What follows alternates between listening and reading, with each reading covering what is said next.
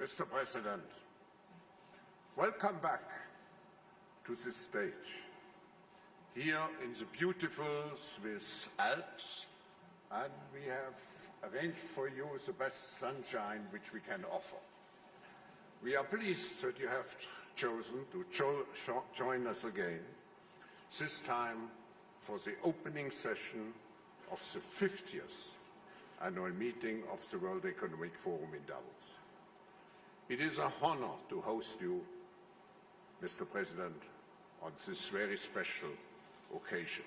And you have here in the room and in some overflow rooms, you have really the best of what the global business community can offer, in addition to over 300 representatives from governments. You return to Davos accompanied by a strong delegation of cabinet secretaries and senior officials is testimony to the fact that you recognize the need for America to maintain a prominent role on the global stage. In the past 3 years, the United States, by any metric, experienced a story of economic growth and dynamism. Stock market performance alone is one indication, as is the record low unemployment rate. Investors are showing deep confidence in the short and long-term potential of the US economy. Yet, Mr. President, with this good news, we all know there remain challenges ahead for the United States and for the rest of the world. We look forward to hearing your reflection as we gather here at this crucial time. Please, ladies and gentlemen, welcome Donald J. Trump, the 45th President of the United States.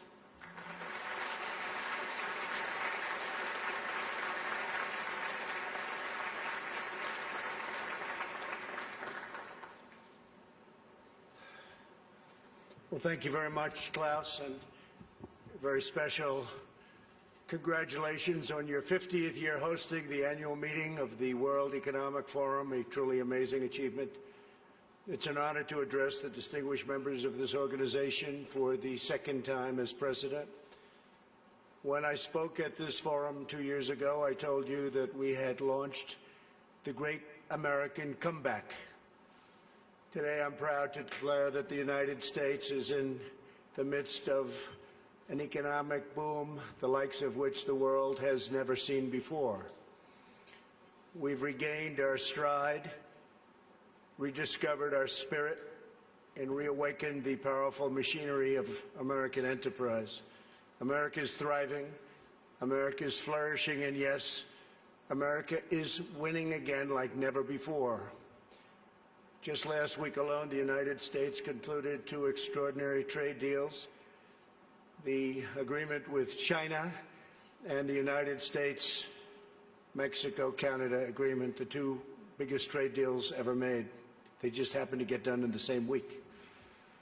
These agreements represent a new model of trade for the 21st century, agreements that are fair, reciprocal, and that prioritize the needs of workers and families.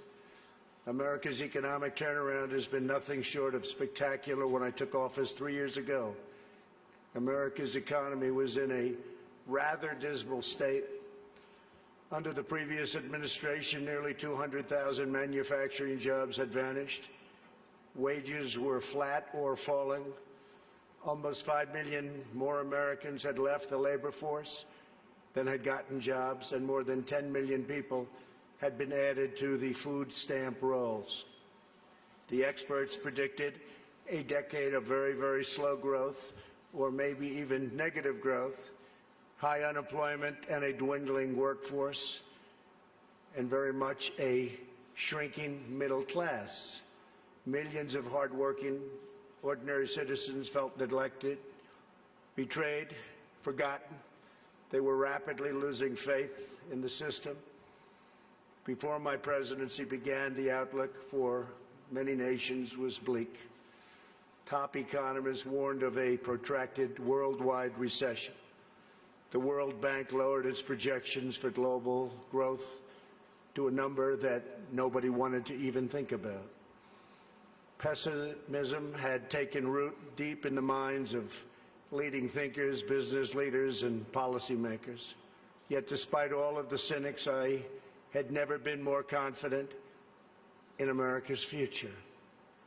I knew we were on the verge of a profound economic resurgence if we did things right, one that would generate a historic wave of investment, wage growth, and job creation. I knew that if we unleashed the potential of our people, if we cut taxes, slashed regulations, and we did that at a level that's never been done before in the history of our country in a short period of time, fixed broken trade deals, and fully tapped American energy, that prosperity would come thundering back at a record speed. And that is exactly what we did, and that is exactly what happened.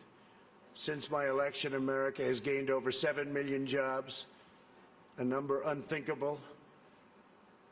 I wouldn't say it, I wouldn't talk about it, but that was a number that I had in mind.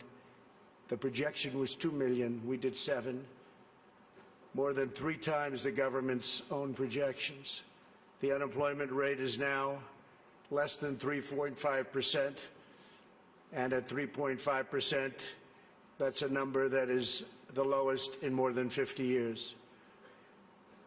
The average unemployment rate from my administration is the lowest for any U.S. president in recorded history. We started off with a reasonably high rate.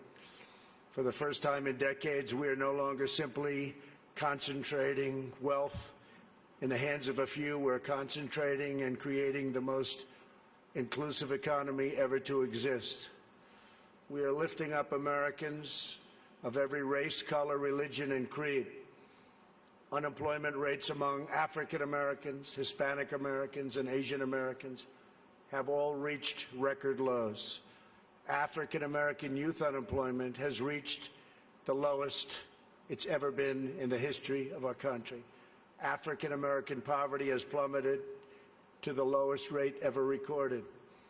The unemployment rate for women reached the lowest level since 1953, and women now comprise a majority of the American workforce. That's for the first time. The unemployment rate for veterans has dropped to a record low.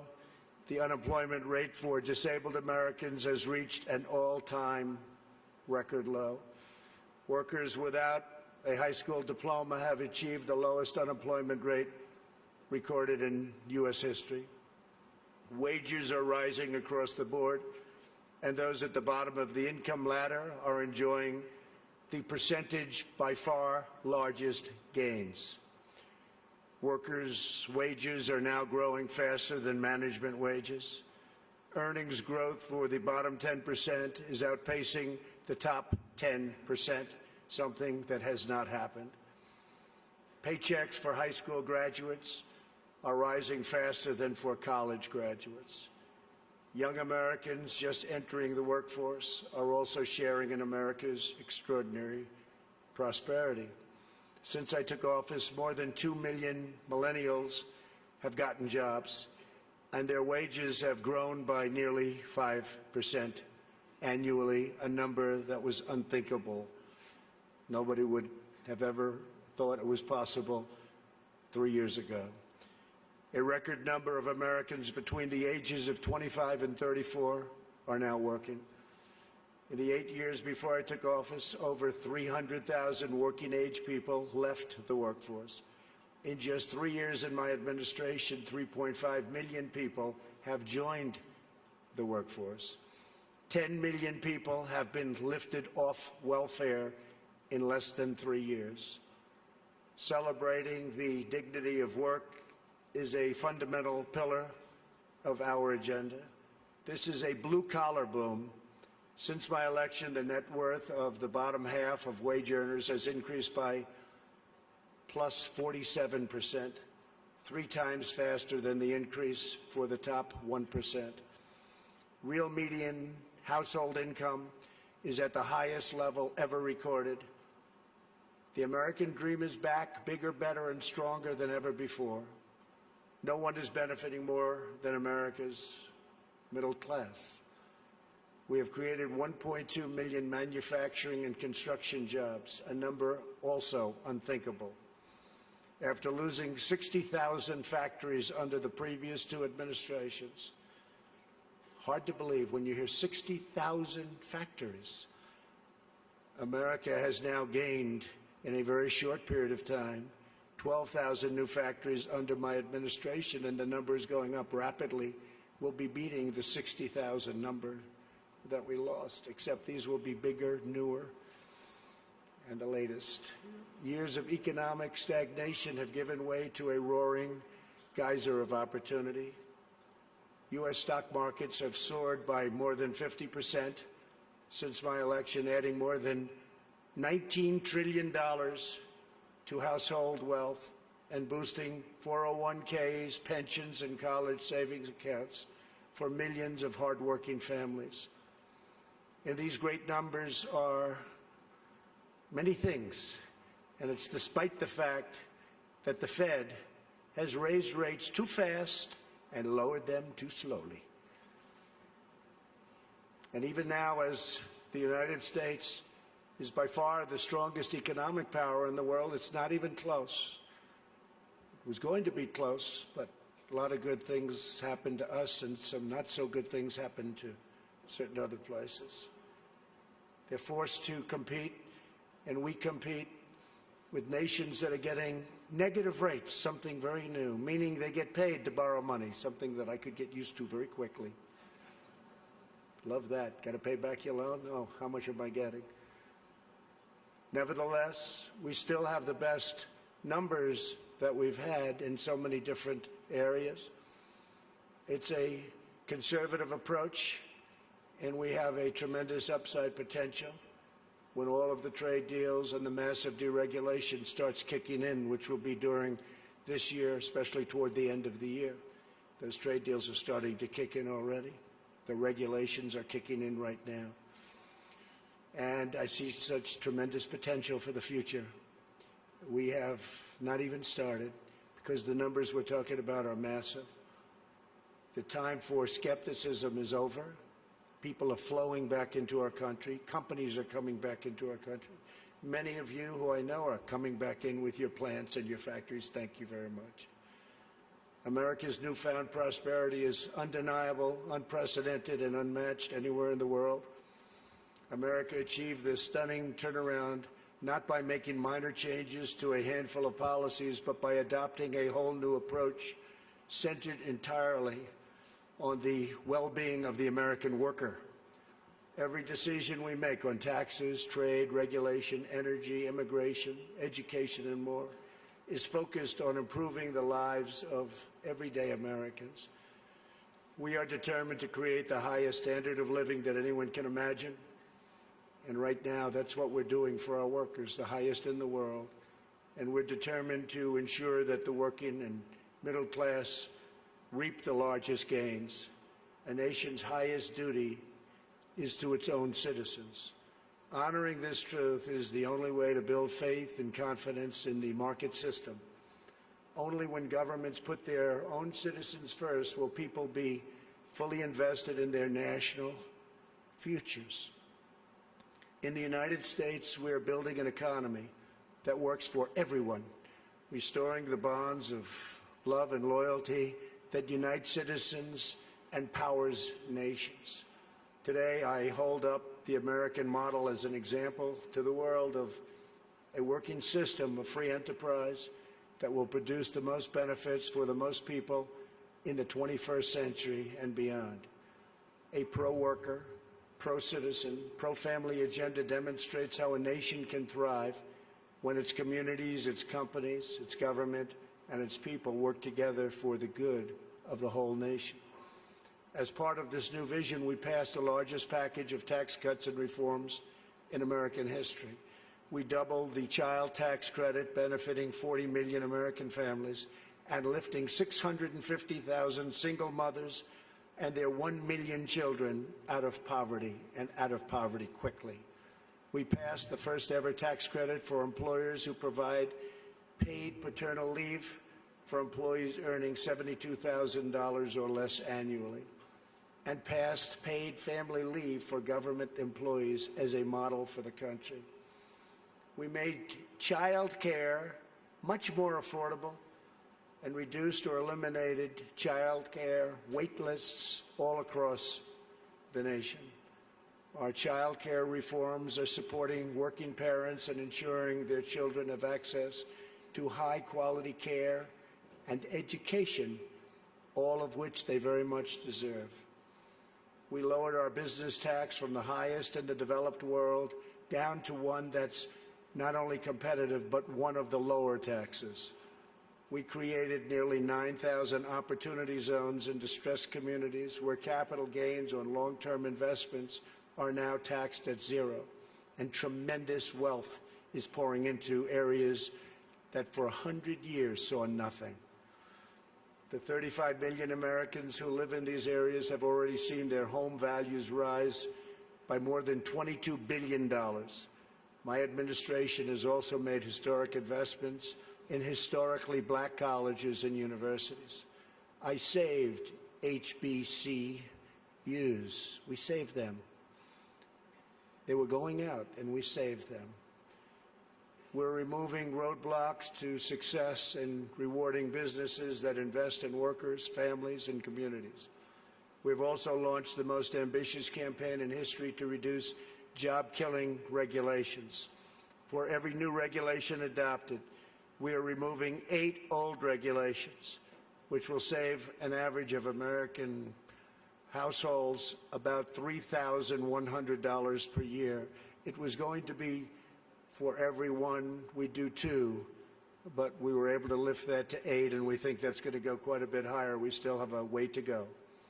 Today, I urge other nations to follow our example and liberate your citizens from the crushing weight of bureaucracy. With that, you have to run your own countries the way you want. We are also restoring the constitutional rule of law in America, which is essential to our economy, our liberty, and our future. And that's why we've appointed over 190 federal judges, a record, to interpret the law as written. 190 federal judges, think of that, and 2 Supreme Court judges. As a result of our efforts, investment is pouring into our country. In the first half of 2019, the United States attracted nearly 1/4 of all foreign direct investment in the world. Think of that. 25% of all foreign investment all over the world came into the United States, and that number is increasing rapidly. To every business looking for a place where they are free to invest, build, thrive, innovate, and succeed, there is no better place on earth than the United States. As a central part of our commitment to building an inclusive society, we established the National Council for the American Worker. We want every citizen, regardless of age or background, to have the cutting-edge skills to compete and succeed in tomorrow's workplace. This includes critical industries like artificial intelligence, quantum computing, and 5G. Under Ivanka's leadership, who's with us today, our pledge to America's workers has become a full-blown national movement with over 400 companies committing to provide new job and training opportunities to already very close to 15 million American students and workers. 15 million. America is making sweeping changes to place workers and their families at the center of our national agenda. Perhaps the most transformative change of all is on trade reform, where we're addressing chronic problems that have been ignored, tolerated, or enabled for decades. Our leaders did nothing about what happened to us on trade. Before I was elected, China's predatory practices were undermining trade for everyone, but no one did anything about it except allow it to keep getting worse and worse and worse. Under my leadership, America confronted the problem head-on. Under our new Phase 1 agreement, Phase 2 is starting negotiations very shortly. China has agreed to substantially do things that they would not have done, measures to protect intellectual property, stop forced technology transfers, remove trade barriers and agricultural goods and on agricultural goods where we were treated so badly, open its financial sector totally, that's done, and maintain a stable currency, all backed by very, very strong enforcement. Our relationship with China right now has probably never been better. We went through a very rough patch, but it's never, ever been better. My relationship with President Xi is an extraordinary one. He's for China, I'm for the U.S., but other than that, we love each other. Additionally, China will spend an additional $200 billion over 2 years on American services, agriculture and energy and manufactured goods. So we'll be taking in excess of $200 billion, could be closer to $300 billion when it finishes. But these achievements would not have been possible without the implementation of tariffs, which we had to use, and we're using them on others too. And that is why most of our tariffs on China will remain in place during the Phase 2 negotiations.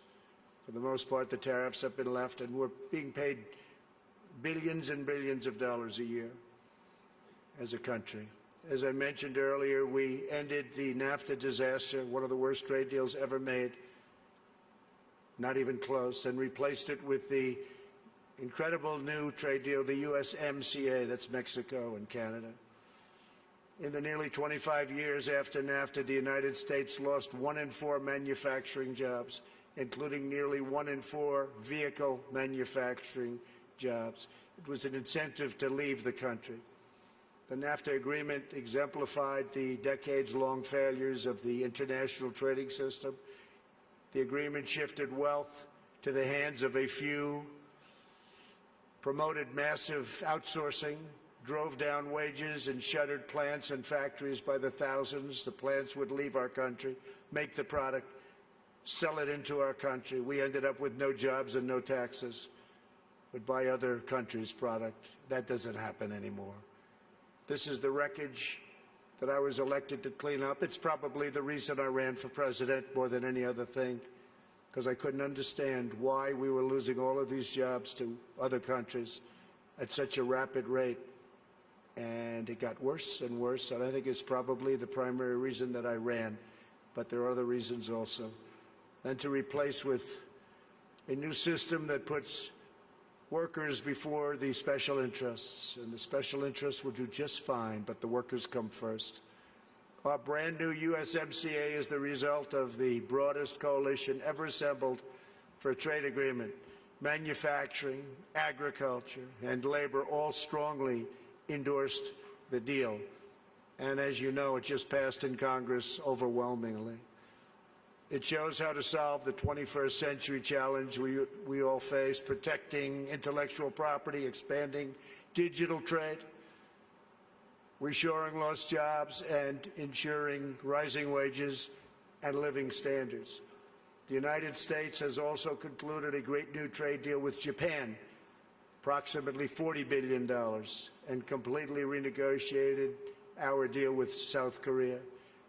We're also negotiating many other transactions with many other countries, and we look forward to negotiating a tremendous new deal with the United Kingdom. Have a wonderful new Prime Minister who wants very much to make a deal, as they say. To protect our security and our economy, we are also boldly embracing American energy independence. The United States is now by far the #1 producer of oil and natural gas anywhere in the world, by far. It's not even close. While many European countries struggle with crippling energy costs, the American energy revolution is saving American families $2,500 every year in lowering electric bills, and numbers that people said couldn't happen. And also, very importantly, prices at the pump. We've been so successful that the United States no longer needs to import energy from hostile nations. With an abundance of American natural gas now available Our European allies no longer have to be vulnerable to unfriendly energy suppliers either. We urge our friends in Europe to use America's vast supply and achieve true energy security. With U.S. companies and researchers leading the way, we are on the threshold of virtually unlimited reserves of energy, including from traditional fuels, LNG, clean coal, next-generation nuclear power, and gas hydrate technologies. At the same time, I'm proud to report the United States is among the cleanest air and drinking water on Earth, and we're going to keep it that way. And we just came out with a report that at this moment, it's the cleanest it's been in the last 40 years. We're committed to conserving the majesty of God's creation and the natural beauty of our world. Today, I'm pleased to announce the United States will join 1 Trillion Trees initiative being launched here at the World Economic Forum. 1 trillion trees. And in doing so, we will continue to show strong leadership in restoring, growing, and better managing our trees and our forests. This is not a time for pessimism. This is a time for optimism. Fear and doubt is not a good thought process, because this is a time for tremendous hope and joy and optimism and action. But to embrace the possibilities of tomorrow, we must reject the perennial prophets of doom and their predictions of the apocalypse. They are the heirs of yesterday's foolish fortune tellers, and I have them, and you have them, and we all have them. And they want to see us do badly, but we don't let that happen. They predicted an overpopulation crisis in the 1960s, mass starvation in the 70s, and an end of oil in the 1990s. These alarmists always demand the same thing: absolute power to dominate, transform, and control every aspect of our lives. We will never let radical socialists destroy our economy, wreck our country, or eradicate our liberty. America will always be the proud, strong, and unyielding bastion of freedom. In America, we understand what the pessimists refuse to see: that a growing and vibrant market economy focused on the future lifts the human spirit and excites creativity strong enough to overcome any challenge by far. The great scientific breakthroughs of the 20th century, from penicillin to high-yield wheat to modern transportation and breakthrough vaccines, have lifted living standards and saved billions of lives around the world, and we're continuing to work on things that you'll be hearing about in the near future, that even today, sitting here right now, you wouldn't believe it's possible, that we have found the answers. You'll be hearing about it, but we have found answers to things that people said would not be possible, certainly not in a very short period of time. But the wonders of the last century will pale in comparison to what today's young innovators will achieve, because they are doing things that nobody thought even feasible to begin. We continue to embrace technology, not to shun it. When people are free to innovate, millions will live longer, happier, healthier lives.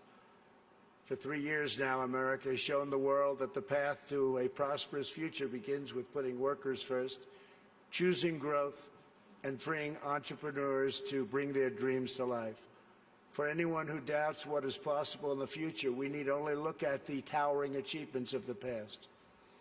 Only a few hundred miles from here are some of the great cities of Europe, teeming centers of commerce and culture.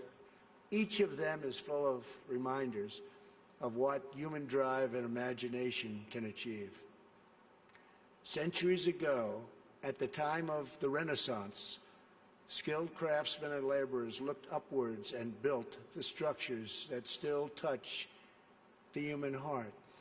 To this day, some of the greatest structures in the world have been built hundreds of years ago. In Italy, the citizens once started construction on what would be a 140-year project, the Duomo of Florence, incredible place. While the technology did not yet exist to complete their design, city fathers forged ahead anyway, certain that they would figure it out someday. These citizens of Florence did not accept limits to their high aspirations. And so the Great Dome was finally built. In France, another century-long project continues to hold such a grip on our hearts and our souls that even 800 years after its construction, when the Cathedral of Notre Dame was engulfed in flames last year, such a sad sight to watch, unbelievable sight, especially for those of us that considered it one of the great monuments and representing so many different things. The whole world grieved.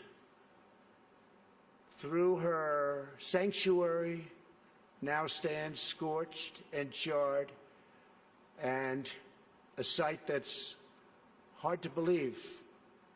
When you got used to it, to look at it now, hard to believe. But we know that Notre Dame will be restored magnificently. The great bells will once again ring out for all to hear, giving glory to God and filling millions with wonder and awe. The cathedrals of Europe teach us to pursue big dreams, daring adventures, and unbridled ambitions.